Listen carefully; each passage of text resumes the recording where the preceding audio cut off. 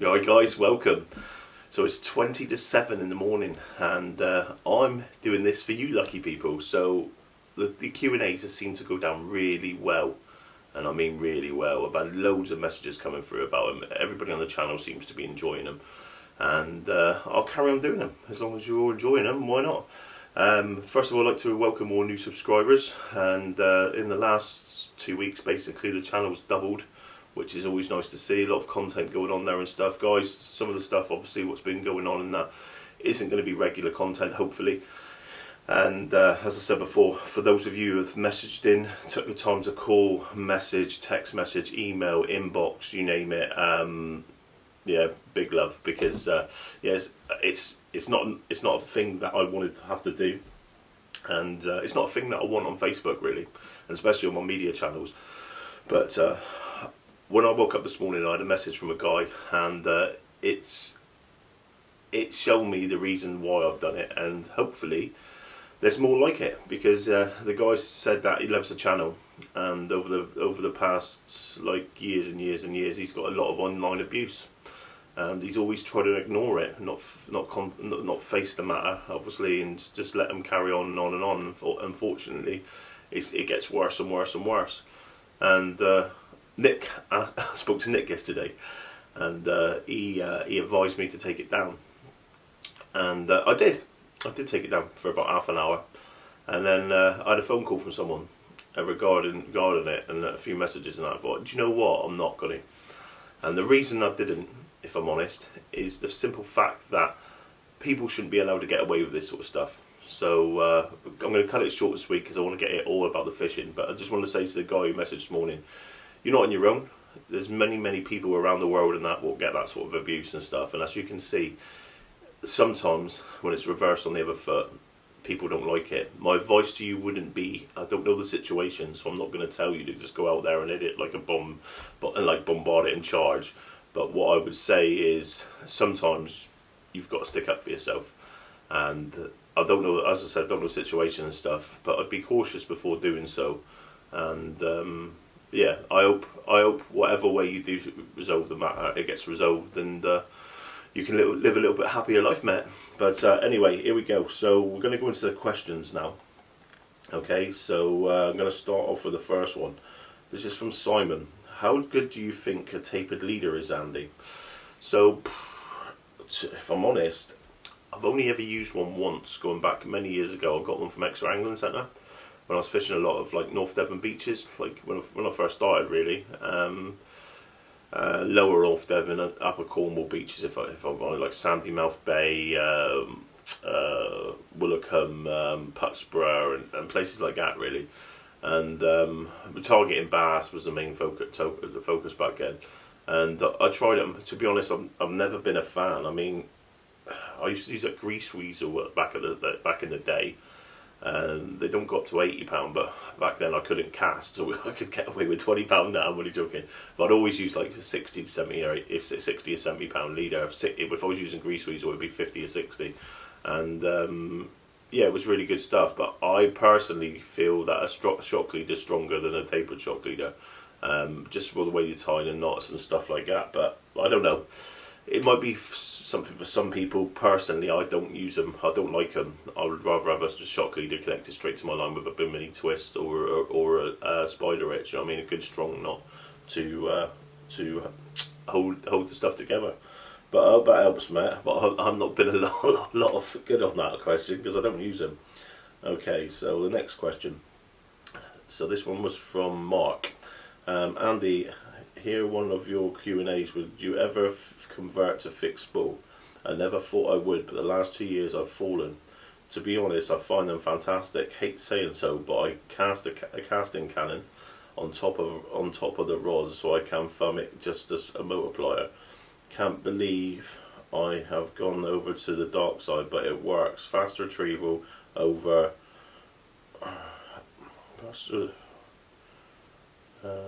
Faster retrieval over the rough, no worries about sand and sport, or for beginners. Overruns, I will admit, against my belief, I've been converted. Do you know what?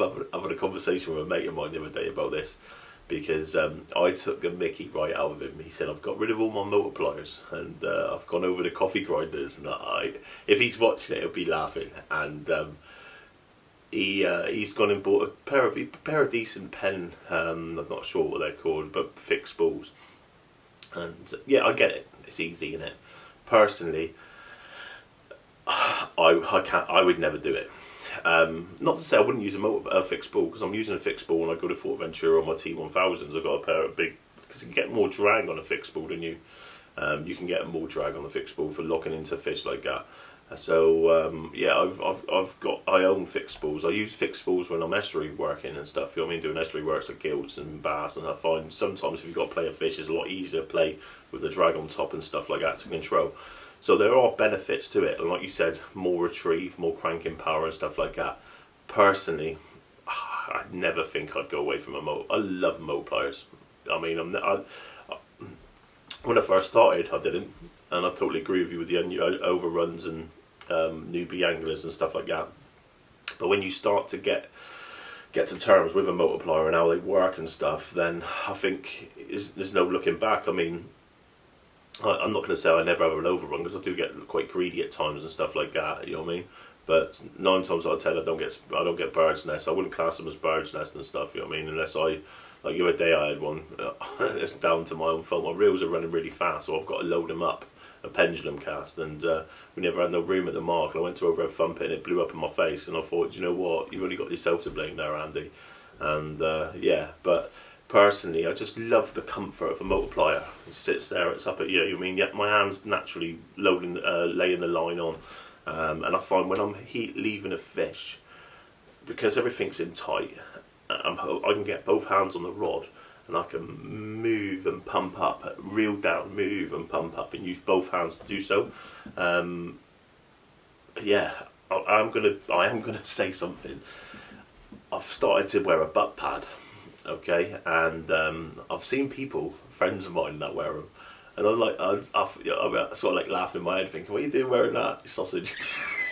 And I've turned into it as well now, because to be honest, I'm not as slim as the guys and stuff. And what I've found is sometimes with a rod, I never used to find it when I was younger, but I've like put the rod in, and especially when you're like fishing with a bigger fish and you've got weight on the end and you're heaving up. I've had bruises in my stomach, so.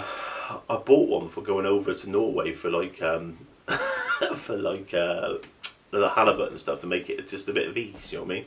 And I'll tell you what, I would never look back. I've left my butt pad over there now with my stuff, and I'm gonna get another one, because it was just so comfortable, you know what I mean? And as you can see in the video, it's just sat there all the time. Rod there, flat plate, open against, boosh, yeah, lovely. But yeah, definitely for the butt pads, no to the fixed spool.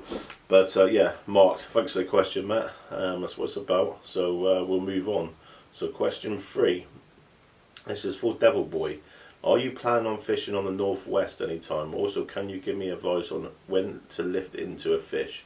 I get bites and people say leave it, then I miss it, or I can be quick and miss it. Any help would be greatly appreciated. You're okay, I've been bullied most of my life, even as an adult. It's never easy. Sorry to hear that, Matt. It's yeah, it's not the nicest of things, is it? But as we said, there's ways of hopefully getting over the situations, but who knows? But the answer to your question, so the northwest, I haven't had no plans to. Not to say I wouldn't.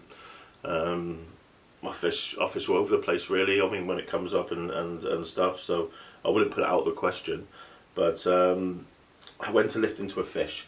So depending on what you're fishing for, rays, I'd normally set my drag, and you'll see the rod go over, or you go into slack line, then you pick it up, you know what I mean, and start reeling. 9 times out of 10, I would just commit to that. If I got a slack line bite, I'd pick a rod up, run like hell, and then as soon as I feel the tension picking up, I'll strike and hit it. It is what it is. Sometimes you get them, sometimes you don't. With other fish, and you're getting small, finicky bites and stuff like that, I would say 9 times out of 10 they're not hooked properly. Okay, and if you're getting bites like that, the best thing to do is to pick your rod up in hand, and then just wait. And when you feel that rod go down, lift into it and hit it. To make sure the tension's there, really lightly with the tension, just hold your rod like that, and when you feel that rod tip go down, hit it straight away, right? As soon as you hit it, you'll know within seconds without reeling whether that fish is on. If that rod tip goes back down and you can feel the fish, it's easier with the bigger fish because you get to judge the weight a bit more. But sometimes it's hard to tell with smaller fish. Bait presentation is a big key to obviously hook up breaks. I mean, if your hook is smothered inside the bait, you're going to be smothering the bite.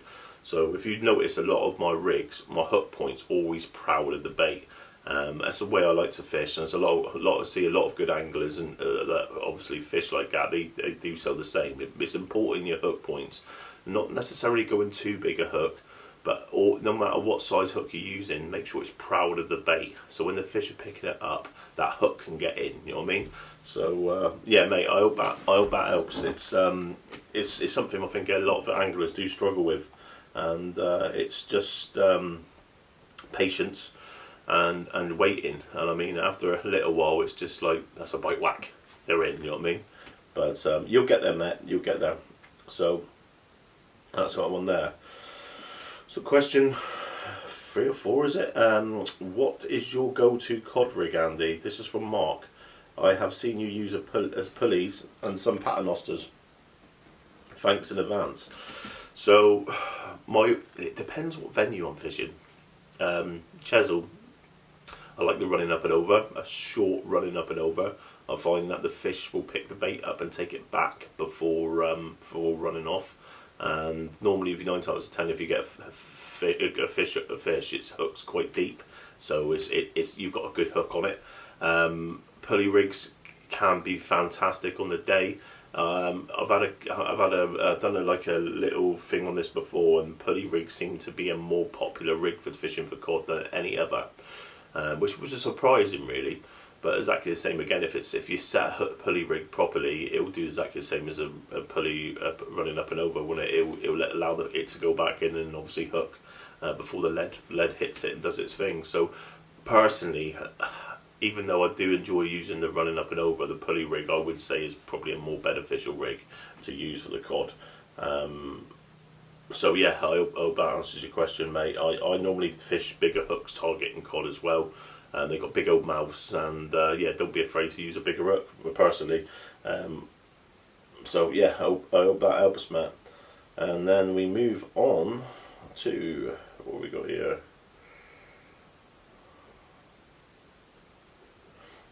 This is from John. Hi Andy, one for your Q&A sessions. Did you ever get round to using braid on your multis? Cheers, John. I never put the braid on my multis yet. I used it when I was in Isle of Wight on Nobby's reels, and if I'm honest, I loved it. I really did. I've got a pair of fathoms coming. I'm waiting for a guy to come down. He's got some relatives up in I think around Western Supermare or something. And the guy was just talking about we were just gone on to coffee grinders. He's got 2 pairs of them for us. So I'm having a pair, and my mate's having a pair. So when they come down, I'm picking them up, and what I'm going to do is send them over to Chris Macy to get magged, and then I will get hold of Nobby to order some Berkeley Sick for him. I would like to get another pair of multis for him as well, if I'm honest, because I can have them on lighter line and then exactly the same on thingy line, bigger line. I think one was £80 and one was 53, and I'll probably put the £53 on the smaller size fathoms, and the other ones on the bigger size fathoms. But I was very impressed. I'd like to see bigger spools of them, really, because you can only get a certain amount of line. I like to fill my reels up to the brim, and I think you can get the big spools, but they're quite costly. But no, it's something that I will be doing. I've obviously stayed to the model since I got back, but I was very much impressed. I think for bite detection, what I noticed, like when we're in Norway and that, and we're using the braid on the fixed spool reels, the bite detection's phenomenal. You know what I mean? You're picking up everything rather than sometimes your rods are sitting there. And I think especially if you're fishing for like place and stuff like that, I think braid can be beneficial, if I'm honest. I wouldn't use braid over, like, I've had the conversation before with some people obviously fishing like West Wales and North Wales and that, and using braid, and I don't fish a lot around that area, but I was told that it was certain individuals go into these areas, like with North Wales, and they were taking loaded fixed spools loaded with braid, and the trouble was they kept on getting snagged up. And when they're getting snagged up and bring it in, instead of using this shock leader, they're losing bulks and bulks and bulks of braid. And a lot of the venues that they were fishing, and other anglers and local anglers were fishing, some of which now are hard to fish because you've got a lot of braid snags out there. And obviously braid's a lot different than mono. Not to say obviously mono, but not half the time if you break off, it's your shock leader gone, isn't it? Where obviously if you're leaving, like there's no way to tell where the braid's coming off from if they're connecting straight to the rig. Especially the heavier braid they were using to obviously target to open that and that. So me personally, for marks and stuff, and rough marks, I wouldn't recommend using braid. If you're going to if you're using leads and stuff, like rotten bottom leads, you should be using rotten bottom leads anyway. But it was a story I was told, and it would put me off just for the simple fact of that you don't want to be ruining these venues with loads of braid snags and stuff like that. I think sometimes it's educational. I mean, it's down to the preference of it's down to experience of the anglers, and if there's guys next to you that are fishing like that, sometimes it's hard, isn't it? Because you get into a case where you go and say something to someone and someone will tell you to pee off. But me personally, if someone was fishing like that, I would go over and explain to them and say, look, mate, this is what you're doing wrong. You know what I mean? If they either listen or don't listen. If they tell you to pee off, they tell you to pee off. But what I've found out of experience, like fishing places and stuff, and 9 times out of 10, people are grateful for your help. I mean, I remember going to Abbotsbury, as I said in the past video, when some guy was fishing and he never had a shock leader on. He kept on 3 or 4 times casting out and breaking off. And in the end, I went over with a leader. I said, mate, do you know how to do a shock leader? And he said, what do you mean? And I said, your lead keeps coming off. That's the reason why. He just lost four rigs there. And I sat there and showed him how to do it. You know what I mean? And actually taught him how to do it. So he went, like he could do it after the spider itch knot. And do you know what? Away he went. He was like that after her. And at the end of the thing, he come over with a chocolate bar with me. He said, he was chatting and that. But that's what it's about. Sometimes is you've got to help people, and you know what I mean. When you first start off, it's not just given to you on a plate for a lot of us. It's you've got to like look and study and work on it and stuff. And that's one of the joys of angling. That is my that's my alarm. 7 o'clock, guys. But no, it's all a big part of angling. At the end of the day, it's something which I think I really enjoy, and I really enjoy it now. I mean, when it comes to rigs and stuff like that, I'm always looking to improve stuff. Even though it's hard to improve stuff when you get to a certain stage and sort of like know your rigs and that, but I'm always looking further. Like if those little rings, oval rings I've just put on those rigs and stuff. You know what I mean? That's going to be hell of a beneficial when I go skate fishing and go abroad to Fort Ventura and stuff using big baits. So sometimes it's thinking outside the box. I take a lot of pride in my rigs. Like silly pride in my rigs. I mean, I like to have certain sizes and different sizes, and I'll fish differently throughout the tide. If I'm fishing and I think I'm not catching, and I'll think, why am I not catching? Not that there's no fish there. I'll think, why am I not catching? And sometimes by using longer rigs or shorter rigs, depending where you are, has worked for me in the past. I mean, if you're fishing really fast tides and using a really long rig, 9 times out of 10 that bait's going to be up in the air. Where sometimes using a shorter rig, like a 4-foot rig, rather than a 6-foot rig, will help keep the bait on the floor a little bit more, and it can make a difference. Trust me. I found it with breaming. With breaming, I've used 2-foot rigs, 3-foot rigs, 4-foot rigs, 5-foot rigs, 6-foot rigs, and I remember one session and no one was getting nothing. I literally put a 2-foot pulley rig on. The tide was hammering. I hit it to the horizon, sat back in the thing. Within 5 minutes, the rod tip's gone over. Bang, bream on. And what I find is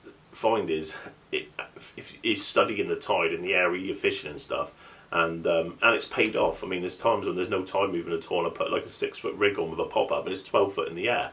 You know what I mean? And it's one of them, 8 foot, whatever. Like over in Norway, I went up to 10-foot rigs. You know what I mean? So you've, like, by the time that's set up and you're going up through, because of the depth of your water in, you're fishing anywhere between 10 to 20 foot. You know what I mean? Depending on where the rig's laying up. But no, it's.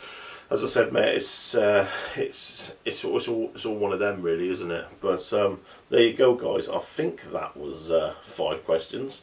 I'm hoping so, anyway. But yeah, that's all for me today, guys. I hope you're enjoying the productions. Don't forget to like and subscribe, and stay tuned for future stuff. I'm going to do some other bits and pieces this evening, I think. I'm not sure what I'm going to film yet. If there's a few questions will come in. I think I'm up to date on the questions at the moment. So that's a good thing. You have a break for a little bit, but I'm sure the questions will start coming through. But if you've got any questions you want answered, please do. Email them to seangleadventures@outlook.com, or also you can put them onto the YouTube channel, or you can do them on the Facebook page of the fishing show, and I'll get them answered. There's a few things people wanted to see a review on. People wanted me to talk more about the kanji rod, which I'll try and do something on. Also, I can do some other bits and pieces, like general review bits and pieces I've got here laying around. And yeah, if there's anything special you'd like to see, don't forget to obviously message in. But I hope you all have a good day at work. Tight lines. Until the next time.